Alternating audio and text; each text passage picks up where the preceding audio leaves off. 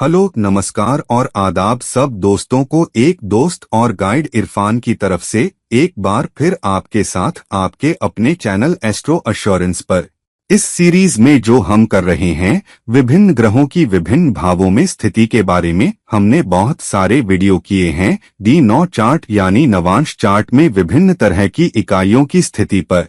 मिसाल के तौर पर हमने बात की है दारा कारक, अमात्य कारक, आत्मा कारक वगैरह के बारे में, और हमने D9 चार्ट में लग्न और विभिन्न भावों पर भी चर्चा की है।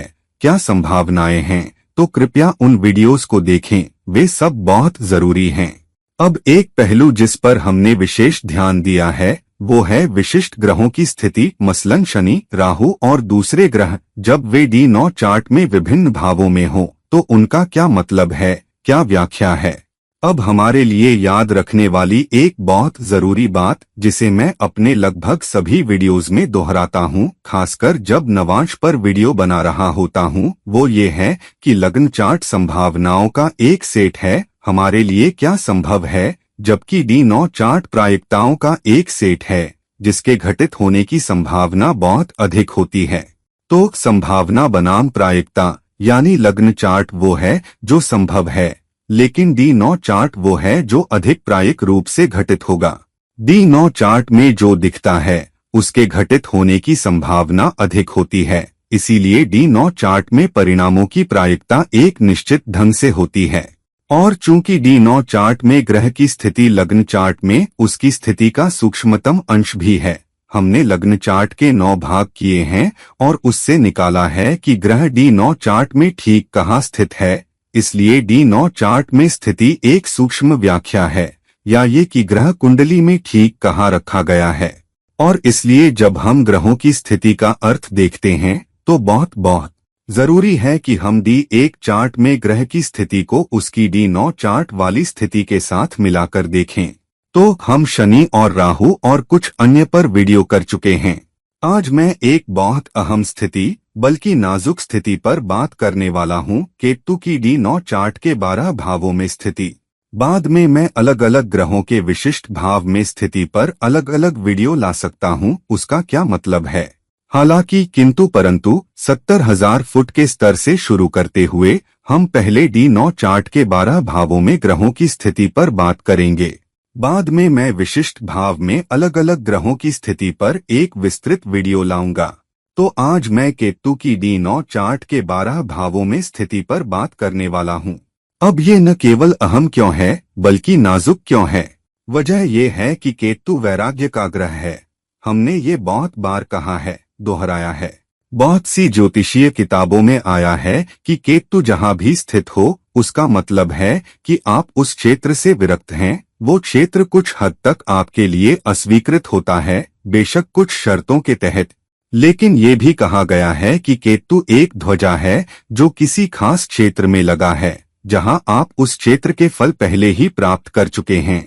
और इसलिए इस जन्म में, इस पारी में राहु जहां स्थित है वहीं आपका फोकस होगा, वहीं आपकी भूख होगी, वहीं आपका लालच होगा, वहीं आपका ध्यान होगा। जबकि केतु वहां होगा जहां आप पहले ही फल प्राप्त कर चुके हैं। तो राशिचक्र आपको बता रहा है कि केतु जहां स्थित है आप वहां पहले ही जा चुके हैं, वो कर चुके हैं। इसलिए उस क्षेत्र को बदलना या उसे अपने जीवन का भौतिक दृष्टि से उद्देश्य बनाना आपको सबसे बड़ा लाभ नहीं दे सकता।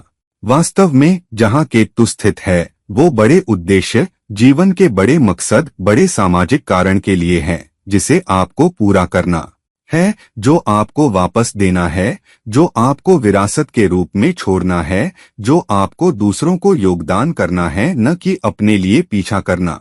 और केतु की D9 में स्थिति, क्योंकि कुंडली में उसकी सूक्ष्मतम स्थिति है, उस बारे में अधिक है कि किस क्षेत्र के अस्वीकृत होने की प्रायिकता अधिक होगी। यानी केतु लग्न चार्ट में जहां स्थित है वहां संभावना है कि वो क्षेत्र कुछ शर्तों के तहत आपको न मिले।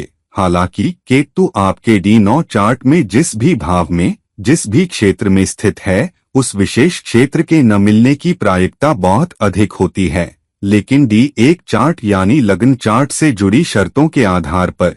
और इसीलिए मैं कहता रहता हूं कि D9 चार्ट में किसी ग्रह की स्थिति को कभी अलग से न देखें, हमेशा उसे लग्न चार्ट में उसकी स्थिति के साथ या उससे जुड़कर देखें।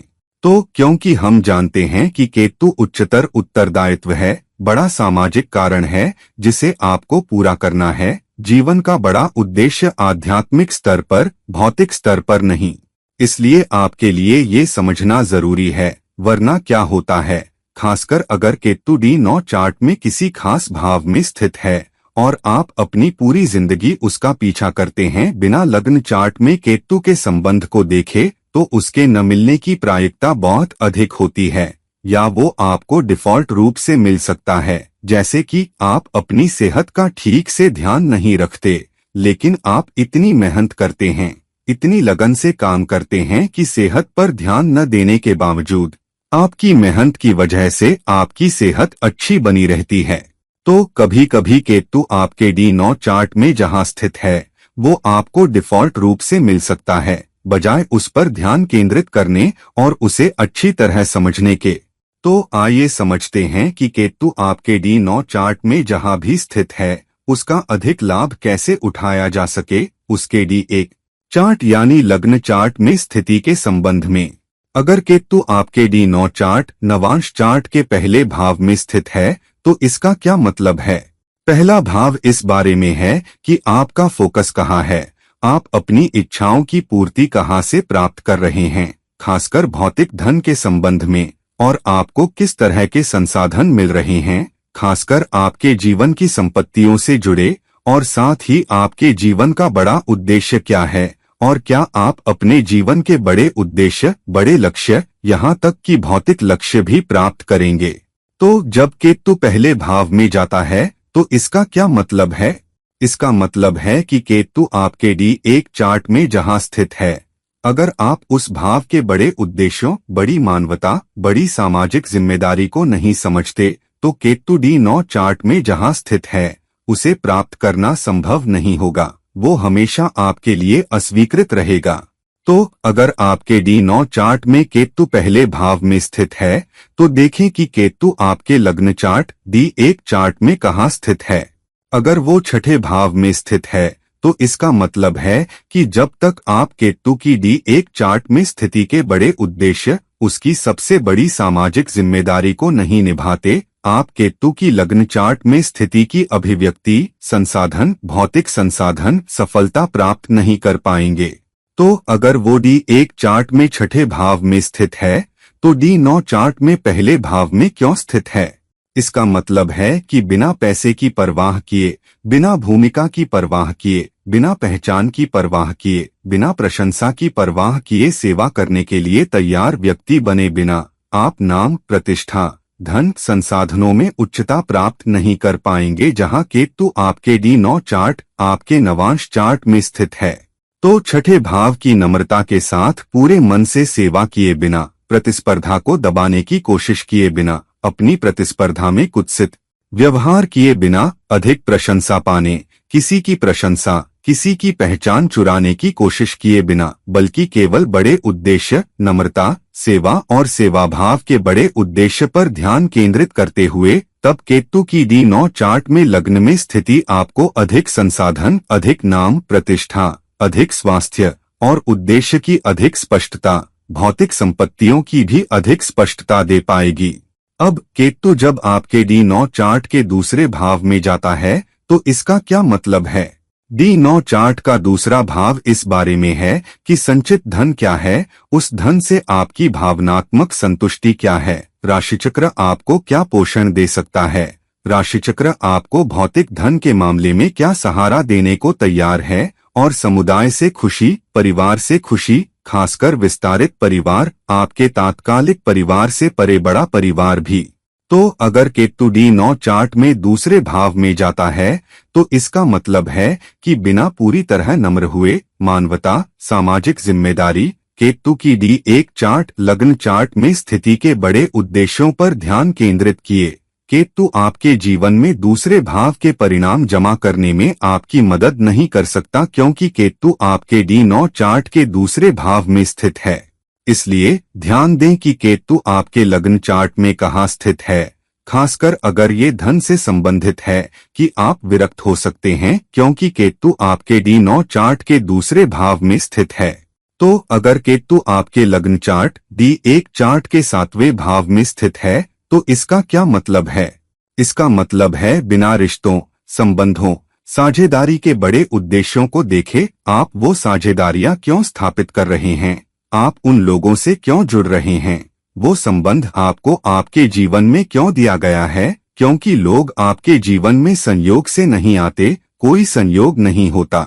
हर कोई जो आपके जीवन में आता है, खासकर अगर वो व्यक्ति आपके जीवन में लंबे समय तक रहता है, जैसे कोई बॉस जिसके लिए आप 3-4 साल काम करते हैं, कोई पार्टनर जिसके लिए आप 5-6 साल काम करते हैं, मिसाल के तौर पर कोई टीम जिसके साथ आप कुछ साल काम करते हैं, या आपका प्रतिबद्ध पार्टनर जिसके साथ आप 7, 8, 9, 10 साल शायद 50 साल तक रह सकते हैं। तो जो संबंध आपको दिए गए हैं वे एक बड़े उद्देश्य के लिए हैं।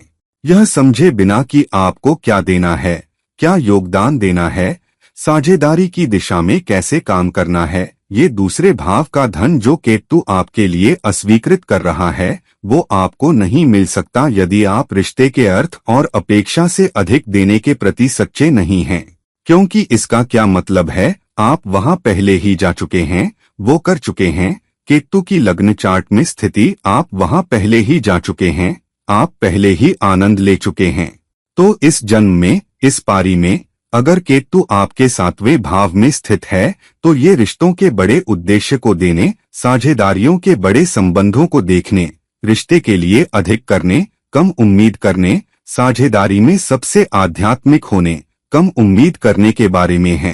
तब केतु आपके D9 चार्ट में जहां स्थित है, यहाँ वो दूसरे भाव में स्थित है। धन, पोषण, समुदाय से खुशी, धन और बैंक बैलेंस का संचय आपको समय के साथ मिलेगा अगर राशिचक्र महसूस करता है कि आप D1 चार्ट में उसकी स्थिति के संबंध में सच्चे रहे हैं। अब अगर केतु आपके D9 चार्ट के तीसरे भाव में स्थित है तो आपके D9 चार्ट में तीसरा भाव क्या है? ये इस बारे में है कि आप धन पाने के लिए कितना प्रयास करने को तैयार हैं, कितना साहस दिखाने को तैयार हैं, और आप उस धन के साथ कैसे काम करेंगे। धन पाने और उसके साथ काम करने में क्या साहस दिखाएंगे, और शायद उसे अच्छे काम में लगाएं, शायद उसे बढ़ाने के लिए भी लगाएं वो फोकस और ध्यान जो आप करते हैं। हालांकि केतु आपके तीसरे भाव में स्थित है, जिसका मतलब है कि एक उच्च प्रायिकता है कि केतु आपके लिए धन का अस्वीकरण कर रहा है। धन का संचय, सफलता के विभिन्न क्षेत्रों को प्राप्त करने का उच्च प्रयास, विभिन्न उपलब्धियां, केतु आपके लिए साहस, इच्छा शक्ति, प्रेरणा को अस्वीकृत कर रहा है ताकि आप जाकर वो धन, वो संसाधन प्राप्त कर सकें और उस क्षेत्र पर ध्यान केंद्रित करने और उसे प्राप्त करने के लिए प्रयास कर सकें। तो इसका क्या मतलब है? इसका मतलब है कि केतु आपके D1 चार्ट, लग्न चार्ट में जहां स्थित है, बिना उस भाव के बड़े उद्देश्यों, बड़ी सामाजिक जिम्मेदारियों, नम्रता, अधिक देने वाले पहलू को देखे। केतु आपको तीसरे भाव का धन, उपलब्धि, भौतिक परिणाम, साहस, आत्मोद्यम प्राप्त नहीं होने देगा क्योंकि वो D9 चार्ट में तीसरे भाव में स्थित है। तो मिसाल के तौर पर अगर केतु आपके लग्न चार्ट D1 चार्ट के 12वें भाव में स्थित है तो इसका क्या मतलब है? इसका मतलब है कि 12वें भाव के क्षेत्रों में अधिक देने वाले बने बिना। 12वां भाव क्या है? 12वां भाव दूसरों के प्रति अधिक उदार, अधिक दानशील होने का भाव है। ये केवल पैसा या संसाधन देने का दान नहीं है, बल्कि अपने विचारों में, दूसरों के प्रति, अपने कार्यों में दानशील होना भी है। ये अपने जीवन के लगभग हर क्षेत्र में और खासकर उन लोगों के लिए जिन्हें सबसे अधिक जरूरत है, अधिक उदार होने के बारे में भी है। तो ये केवल गरीबों के बारे में नहीं है, ये इस बारे में भी है कि अगर आपका कोई पार्टनर है जिसे अधिक प्यार चाहिए, अधिक ध्यान चाहिए, अधिक प्रोत्साहन चाहिए, अधिक प्रेरणा चाहिए, तो अधिक इच्छुक, अधिक उदार बने और इस आदर्श दुनिया में न रहें कि मुझे उतना ही मिले जितना मैं देता हूँ।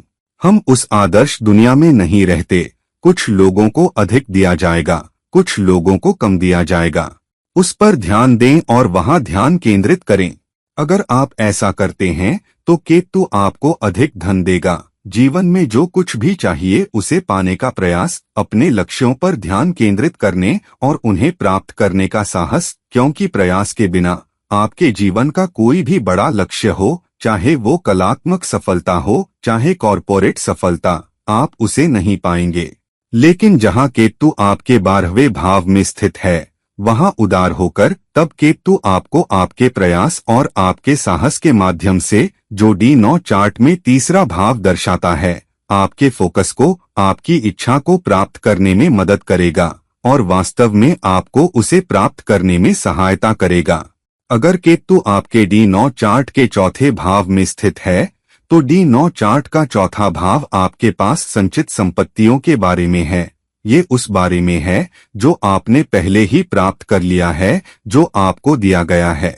हालांकि जब केतु वहां जाता है तो वो आपको बताता है कि या तो आप संपत्तियां, बड़ी संपत्तियां, बड़ा घर, वाहन, आभूषण, जीवन की सभी सुविधाएं प्राप्त नहीं कर पाएंगे, या आपको उनसे आराम नहीं मिल पाएगा। कभी कभी आपके पास वो होंगी, फिर भी आपके पास नहीं होंगी। तो अगर आप ध्यान नहीं देते केतु की D1 चार्ट लग्न चार्ट में स्थिति पर और अधिक उदार, अधिक देने वाले, बड़ी सामाजिक जागरूकता, सामाजिक जिम्मेदारी पर ध्यान केंद्रित करने के लिए तैयार नहीं होते, उस भाव के बड़े उद्देश्य, बड़े मकसद और उस भाव से अपेक्षा करने के बजाय अधिक करने और अधिक उदार होने के लिए तैयार नहीं होते, तो आप संपत्तियां नहीं पा सकेंगे या संपत्तियों का आनंद नहीं ले पाएंगे, क्योंकि केतु चौथे भाव में स्थित है। तो अगर केतु आपके लग्न चार्ट D1 चार्ट के 10वें भाव में स्थित है, जिसका मतलब है आपके करियर में, अगर आप उस बड़े उद्देश्य को नहीं देखते कि आप उसके लिए क्यों काम कर रहे हैं, वहां कोई बड़ा उद्देश्य हो सकता है कि आप उस करियर से क्यों जुड़े हैं, आपको उस क्षेत्र में क्यों धकेला गया, आपको वो गति क्यों दी गई, आपको वो लक्ष्य क्यों दिए गए। लेकिन जब आप उस बड़े उद्देश्य को देखते हैं कि आपके क्या लक्ष्य हैं, आप किस उद्योग के लिए काम कर रहे हैं, वो उद्योग लोगों के जीवन में कैसे योगदान दे रहा है, वो उद्योग लोगों के कल्याण के लिए और अधिक कैसे कर रहा है, और भौतिक सफलता का पीछा करने के बजाय उस क्षेत्र में अधिक करना। मिसाल के तौर पर कुछ लोग अपना उद्योग बदल लेते हैं और दूसरे उद्योग में चले जाते हैं क्योंकि उन्हें लगता है कि उन्हें बेहतर पदनाम या बेहतर भूमिका मिलेगी।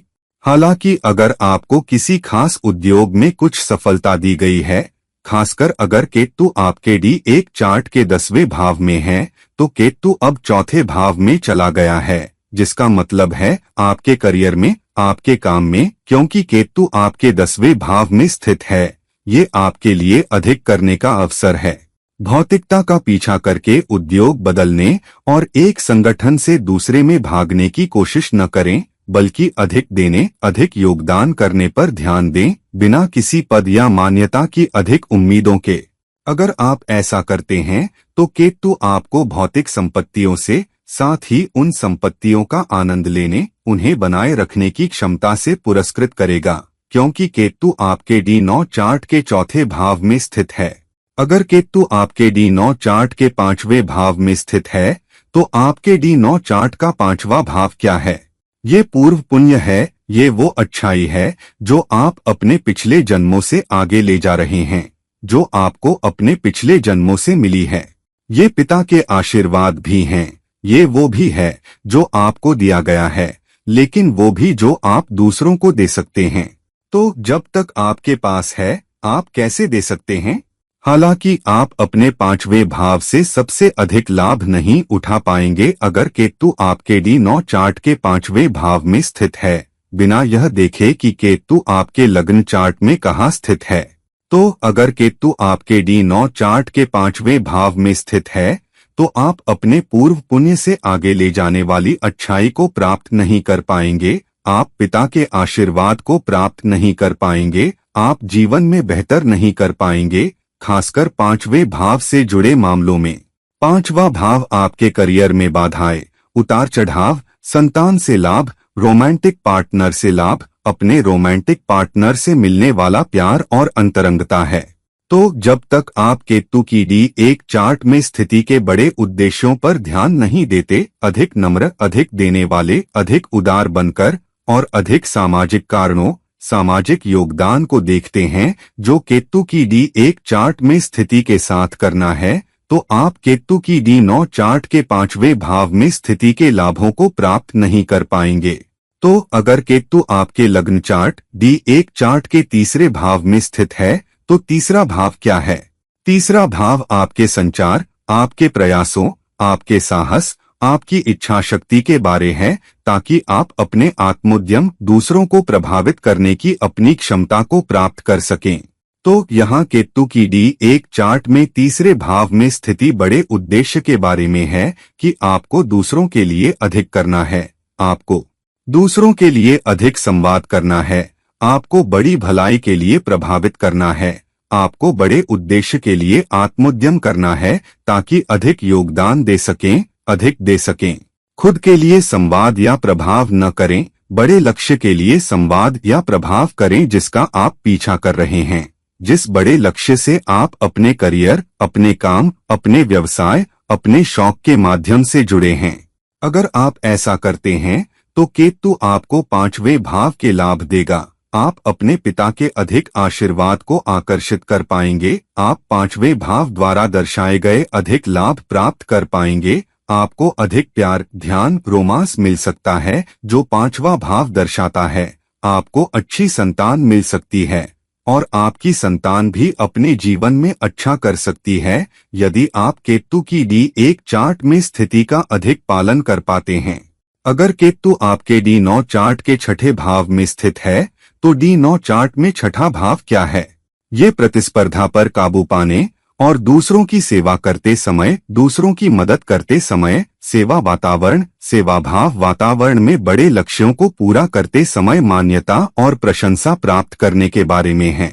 तो अगर केतु आपके D9 चार्ट के छठे भाव में स्थित है, तो प्रतिस्पर्धा में लाभ पाना या प्रतिस्पर्धा पर काबू पाना या दूसरों से बेहतर करना, अधिक संसाधन, अधिक सफलता, दूसरों की सेवा में अधिक भौतिक सफलता पाना, उन लोगों पर काबू पाना जो आपके बीच में हैं, जो आपकी पीठ पीछे काम कर रहे हैं, ये सब आपको नहीं मिलेगा जब तक आप केतु की D1 चार्ट में स्थिति के बड़े उद्देश्यों पर ध्यान नहीं देते। तो मिसाल के तौर पर केतु आपके D1 चार्ट, लग्न चार्ट के 5वें भाव में स्थित है, तो केतु की 5वें भाव में स्थिति के बड़े उद्देश्य को देखे बिना, अधिक करने, अधिक देने, उससे अधिक उम्मीद किए बिना, बड़े सामाजिक 5वें भाव को देखे बिना आप D9 चार्ट पर केतु की छठे भाव में स्थिति के लाभ नहीं पा सकेंगे। तो अगर केतु D1 चार्ट, लग्न चार्ट के 5वें भाव में स्थित है, तो अपने रोमांटिक रिश्तों में अधिक करें, अपनी संतान के लिए अधिक करें, अधिक करें। अगर आप किसी कलात्मक प्रयास का पीछा कर रहे हैं तो उसे बड़े सामाजिक कारण के लिए चलाएं, समाज को देने के लिए, समाज को खुश रखने के लिए, अपनी कला के माध्यम से समाज को समृद्ध रखने के लिए, अपने सार्वजनिक प्रदर्शनों के माध्यम से समाज को खुश रखने के लिए, अपनी नौकरी में किए गए बदलावों, अपने करियर में लिए गए विकल्पों के माध्यम से समाज को समृद्ध रखने के लिए, जो 5वां भाव दर्शाता है 8वें से 10वें होने के नाते। अगर आप ऐसा करते हैं तो आप प्रतिस्पर्धा पर काबू पा पाएंगे, आप अपनी प्रतिस्पर्धा में अधिक लाभ पा पाएंगे और आपको अधिक भौतिक सफलता भी मिलेगी और आप D9 चार्ट में छठे भाव में केतु की स्थिति से अधिक सेवा, अधिक कर और अधिक प्राप्त कर पाएंगे। अगर केतु आपके D9 चार्ट के 7वें भाव में स्थित है, तो आपके D9 चार्ट में 7वां भाव क्या है? ये इस बारे में है कि आप अपनी साझेदारियों से क्या उपलब्धि प्राप्त करते हैं, आपको अपनी साझेदारियों, अपने संबंधों, अपने प्रतिबद्ध रिश्ते से क्या प्यार, प्रशंसा, देखभाल, सहारा मिलता है। तो अगर केतु आपके D9 चार्ट के 7वें भाव में स्थित है, तो ये सब आपके लिए अस्वीकृत है, एक उच्च प्रायिकता है कि आपको वो नहीं मिलेगा जब तक आप बड़े लक्ष्यों, बड़े उद्देश्य, बड़े सामाजिक योगदान के प्रति सच्चे नहीं होते जो केतु की आपके लग्न चार्ट D1 चार्ट में स्थिति के साथ करना है, क्योंकि केतु आपके D1 चार्ट में जहां स्थित है, आप पहले ही उसका आनंद ले चुके हैं, आप पहले ही उसे प्राप्त कर चुके हैं। तो इस जन्म में आपको अधिक करना है ताकि आप उस क्षेत्र में प्राप्त कर सकें जहां केतु आपके D9 चार्ट में स्थित है। तो उदाहरण के लिए अगर केतु आपके D1 चार्ट लग्न चार्ट के चौथे भाव में स्थित है तो चौथा भाव क्या है?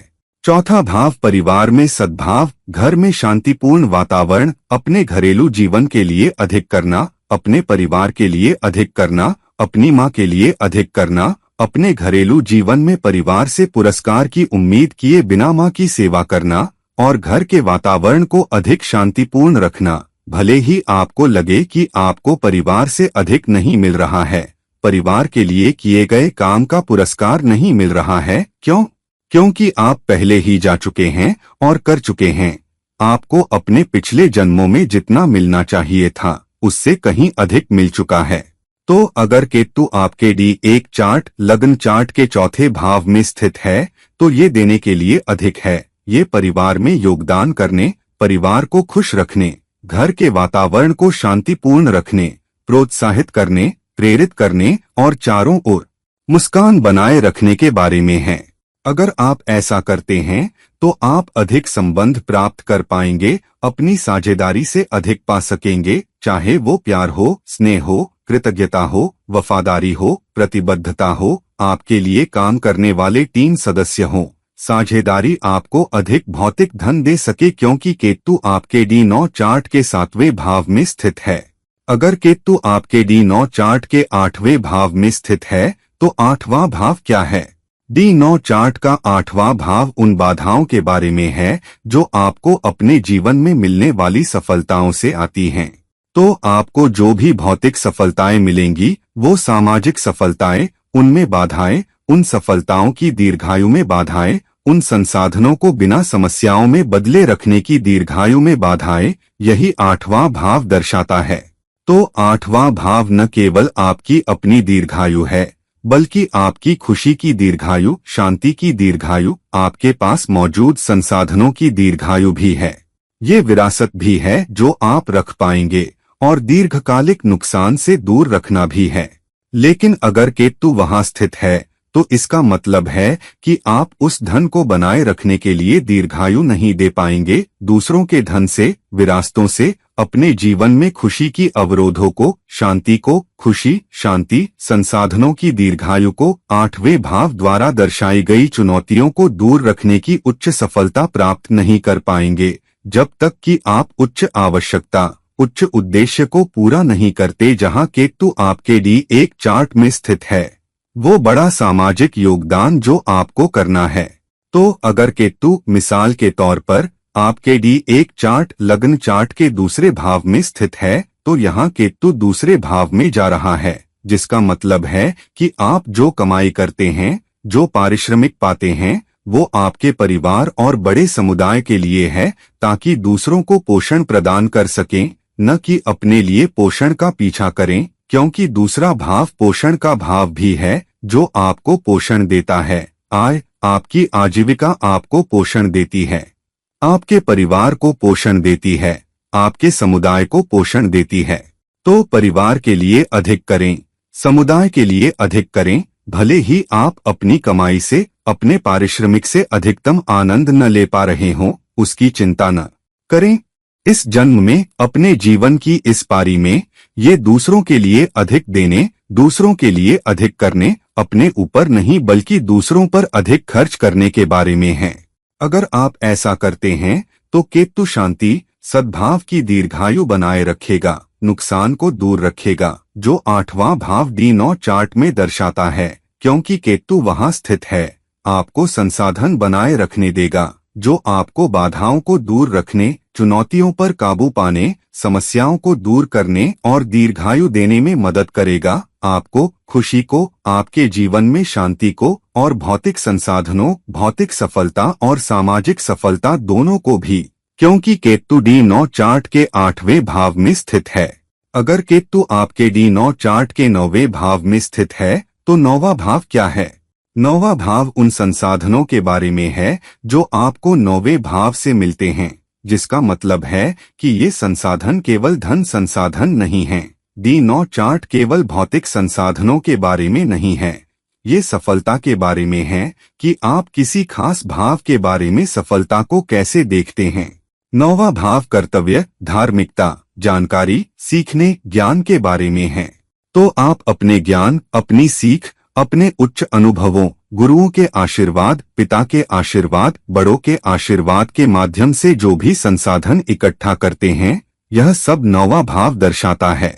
तो इसका मतलब है कि आप उच्च शिक्षा, उच्च अनुभव, शिक्षा से लाभ, शिक्षा के माध्यम से संसाधन, शिक्षा से भौतिक सफलता, सामाजिक सफलता, अपनी उच्च शिक्षा से अपने अनुभवों का उपयोग करके प्रतिस्पर्धा पर काबू पाने, अपने जीवन में बाधाओं को दूर करने में सक्षम नहीं होंगे। आप ऐसा नहीं कर पाएंगे अगर केतु आपके D9 चार्ट के 9वें भाव में स्थित है, जब तक कि आप उच्च भूमिकाओं, जिम्मेदारी, सामाजिक योगदान को पूरा नहीं करते। जहां केतु आपके D1 चार्ट में स्थित है, उस क्षेत्र में नम्र हुए बिना। तो मिसाल के तौर पर अगर केतु आपके D1 चार्ट लग्न चार्ट के 11वें भाव में स्थित है, तो समाज के लिए जिए बिना, जनता के लिए जिए बिना, एक बड़े कारण के लिए जिए बिना, एक कारण उठाकर दूसरों के लिए अधिक करते हुए बिना यह देखे कि आपके सामाजिक संबंधों से, आपके परिचितों से, कॉरपोरेट जीवन में क्या लाभ हैं। एक बड़े संगठन में काम करते हुए लेकिन अधिक योगदान करने की कोशिश करते हुए, न कि सामाजिक सफलता, सामाजिक आनंद, सामाजिक उपलब्धि पर ध्यान केंद्रित करते हुए बिना यह देखे क्योंकि केतु आपके D1 चार्ट के 11वें भाव में है, लेकिन अधिक देने को केतु की 11वें भाव में स्थिति के बड़े उद्देश्य को देखते हुए, समाज के लिए अधिक करते हुए, कम उम्मीद करते हुए अगर आप ऐसा करते हैं तो केतु आपको उच्च लाभ, भौतिक और सामाजिक दोनों तरह के संसाधन, उच्च शिक्षा, उच्च सीख, गुरुओं के आशीर्वाद की अनुमति देगा, जो 9वां भाव D9 चार्ट में दर्शाता है, क्योंकि केतु आपके D9 चार्ट के 9वें भाव में स्थित है। अगर केतु आपके D9 चार्ट के 10वें भाव में स्थित है, तो ये वो है जो आपको अपने करियर, अपने काम से क्या संसाधन, सफलताएं मिलेंगी। अगर केतु D9 चार्ट के 10वें भाव में स्थित है, तो इसका मतलब है कि वो आपके लिए सफलता, उच्च सफलता, करियर सफलता का आनंद, अपने काम के क्षेत्र में सफलता प्राप्त करने का आनंद, उससे अधिक लाभ उठाना, उससे अधिक संसाधन पाना, उससे अधिक प्रशंसा पाना, उससे अधिक मान्यता पाना, यह सब अस्वीकृत कर रहा है, क्योंकि यह सब करियर और काम का धन है, उच्च बढ़ने में सक्षम होना। क्यों? क्योंकि ये केतु की D1 चार्ट में स्थिति से जुड़ा है। केतु आपके D1 चार्ट में जहां स्थित है, बिना अधिक देने, दूसरों के लिए अधिक करने, बड़े कारणों में योगदान किए, केतु की D1 चार्ट में स्थिति वाले उस क्षेत्र में दूसरों के लिए अधिक जिए बिना आप अपने करियर में सफलता, करियर से संसाधन, अधिक सामाजिक और भौतिक सफलता और अधिक विकास, अधिक पदनाम, अधिक प्रशंसा, अधिक सम्मान प्राप्त नहीं कर पाएंगे।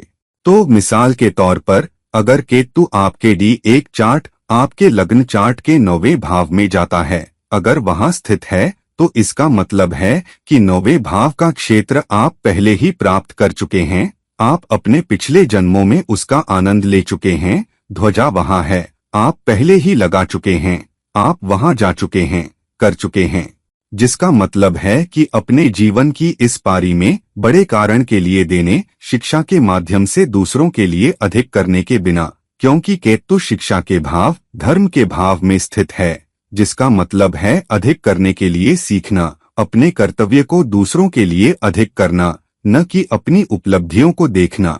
और इसलिए कई बार जब केतु आपके D1 चार्ट के 9वें भाव में जाता है, तो या तो आपको अपनी शिक्षा से सबसे अच्छा लाभ नहीं मिलता, या आप अपनी शिक्षा में ठोकर खाते हैं, या उच्चतम शिक्षा प्राप्त करने के बावजूद आप कई बार पाएंगे कि आप उसी क्षेत्र, उसी उद्योग में सफलता प्राप्त नहीं कर पाते। कभी कभी आप उद्योग बदल लेते हैं, या आपकी शिक्षा में या उसके माध्यम से सबसे अधिक लाभ आपको नहीं मिलते। तो केतु दूसरों के लिए जाना, दूसरों के लिए अधिक योगदान करने की कोशिश करें, अपने गुरुओं, अपने पिता के प्रति अपना कर्तव्य करने की कोशिश करें, बिना यह देखे कि आपको वापस क्या मिल रहा है, क्या लाभ हो रहा है। तब केतु की D9 चार्ट के 10वें भाव में स्थिति आपको अपने करियर में अधिक सफलता मिलेगी, अधिक सामाजिक और भौतिक सफलता, अधिक संसाधन, नाम, प्रतिष्ठा, प्रशंसा, उच्च पद, उच्च विकास मिलेगा यदि आप केतु की D1 चार्ट के 9वें भाव में स्थिति के प्रति सच्चे हैं। अब अगर केतु आपके D9 चार्ट, नवांश चार्ट के 11वें भाव में स्थित है तो इसका क्या मतलब है? इसका मतलब है कि ये क्षेत्र आपके जीवन में अस्वीकृत हैं क्योंकि केतु की सूक्ष्मतम स्थिति आपके 11वें भाव में हो रही है। लेकिन आपके D9 का 11वां भाव क्या है? ये समाज से लाभ पाने, अपने सामाजिक संबंधों से लाभ पाने, अपने सामाजिक संबंधों से संसाधन प्राप्त करने, यहाँ तक कि अपने सामाजिक संबंधों से ऋण प्राप्त करने, बड़े संगठनों में काम करने और उस संबंध में अच्छा करने, अपने सामाजिक संबंधों के माध्यम से सामाजिक संबंधों में योगदान करने और उससे अधिक लाभ उठाने के बारे में है। तो ये आपके लिए अस्वीकृत हैं जब तक कि आप केतु की अपने लग्न चार्ट D1 चार्ट में स्थिति के प्रति सच्चे नहीं होते। तो मिसाल के तौर पर अगर केतु आपके D1 चार्ट लग्न चार्ट के 8वें भाव में स्थित है तो 8वां भाव क्या है? 8वां भाव आपकी दीर्घायु, बाधाओं, संघर्षों, समस्याओं, दूसरों का धन, साझा धन, बीमा, कराधान, सरकारी संबंधों के बारे में है, जिसका मतलब है कि बिना सबसे बड़े सामाजिक संदर्भ, सामाजिक योगदान, बिना इन क्षेत्रों को नम्रता के साथ देखे और उस क्षेत्र में अधिक करने, अधिक योगदान करने और कम उम्मीद करने के बिना आप D9 चार्ट में केतु की 11वें भाव की स्थिति को प्राप्त नहीं कर पाएंगे। क्यों? क्योंकि केतु पहले ही उस भाव के उस क्षेत्र से लाभ प्राप्त कर चुका है, आप पहले ही वहां ध्वजा लगा चुके हैं। तो अपनी इस पारी में दूसरों के लिए अधिक करें, दूसरों के लिए बाधाओं को दूर करने में अधिक करें, दूसरों के लिए जिए, आपकी दीर्घायु जो दूसरों के लिए होनी चाहिए, न कि आपके अपने लाभों, अपनी भौतिक उपलब्धियों, अपनी खुशी के लिए। दूसरों की समस्याओं में मदद करने की कोशिश करें, दूसरों की मदद करने के लिए अधिक खुले रहें। अगर कोई आपके पास आता है और कहता है मुझे ये समस्या है, मैं यहाँ फंस गया हूँ, ये बाधा है, तो उसकी मदद करने की कोशिश करें। अपने भौतिक लाभों में फंसे होने के कारण उसे मना न करें। दूसरों की समस्याओं, दूसरों की अचानक चुनौतियों, दूसरों की स्वास्थ्य समस्याओं के प्रति उतने ही सहानुभूतिपूर्ण बने जितना आप अपने लिए होते हैं। वास्तव में दूसरों की मदद करने पर अधिक ध्यान केंद्रित करें, क्योंकि अगर आप ऐसा करते हैं तो केतु आपको अधिक सामाजिक सफलता, बड़े पैमाने की सफलता, उच्च सफलता, यहाँ तक कि जनता से उच्च प्रशंसा प्राप्त करने में मदद करेगा, जो 11वां भाव दर्शाता है, क्योंकि केतु आपके D9 चार्ट के 11वें भाव में स्थित है। अगर केतु आपके D9 चार्ट के 12वें भाव में स्थित है तो आपके D9 चार्ट का 12वां भाव क्या है? 12वां भाव बर्बादी, अतिरेक, देने, दूसरों के लिए अधिक करने और अपने जन्म स्थान से दूर रहने की इच्छा, स्वयं इस जीवन से दूर रहने की इच्छा, मोक्ष प्राप्त करने, आध्यात्मिक उन्नति प्राप्त करने, आत्मा की उच्च उन्नति प्राप्त करने के बारे में है, जो 12वां भाव दर्शाता है, खासकर केतु के D9 चार्ट में 12वें भाव में जाने के साथ। लेकिन इसका क्या मतलब है? इसका मतलब है कि केतु की D9 चार्ट के 12वें भाव में स्थिति, ये सब आपके लिए अस्वीकृत हैं। इसके मिलने की प्रायिकता कम है जब तक कि आप बड़े कारण, उच्च सामाजिक योगदान के प्रति सच्चे नहीं होते, जो केतु की आपके लग्न चार्ट D1 चार्ट में स्थिति के साथ करना है। क्यों? केतु आपके D1 चार्ट लग्न चार्ट में जहां स्थित है वहां आप उन्हें अपने पिछले जन्मों में प्राप्त कर चुके हैं। अपनी इस पारी में आपको दूसरों को योगदान देना है, आप दूसरों को देना चाहते हैं। आपको उस क्षेत्र से उम्मीद करने के बजाय दूसरों के लिए अधिक करना है। अगर आप ऐसा करते हैं तो केतु आपके D9 चार्ट में जहां स्थित है आप उससे अधिक प्राप्त कर पाएंगे, क्योंकि उससे प्राप्त करने की उच्च प्रायिकता केतु की D1 चार्ट में स्थिति को देने के बारे में है। तो अगर केतु मिसाल के तौर पर D1 चार्ट में स्वयं लग्न में स्थित है तो इसका मतलब है कि आपका पूरा जीवन अधिक करने, नम्र होने, दूसरों के लिए सोचने, दूसरों के लिए अधिक करने, दूसरों के लिए जीने, बड़े कारण उठाने, भौतिकता का पीछा करने के बजाय दूसरों के लिए अधिक करने के बारे में है।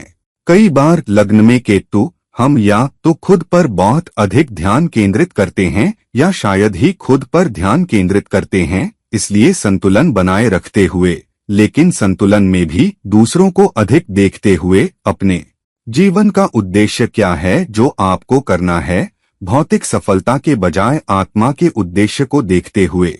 अगर आप ऐसा कर पाते हैं, अगर आप अपना पूरा जीवन दूसरों के लिए, उच्च लक्ष्यों के लिए, एक विरासत छोड़ने के लिए, सबसे मददगार व्यक्ति बनने के लिए, परिवार के लिए जीने के लिए, अपने सामाजिक संबंधों के लिए अधिक करने के लिए, खुद के बजाय दूसरों के लिए सोचने, दूसरों के लिए अधिक करने, दूसरों को योगदान देने के लिए समर्पित कर सकते हैं, तो 12वां भाव अतिरेक से बचना, बर्बादी से बचना, विदेशी भूमि से उच्च लक्ष्य प्राप्त करना या उच्च आध्यात्मिक उन्नति आपको दिया जाएगा।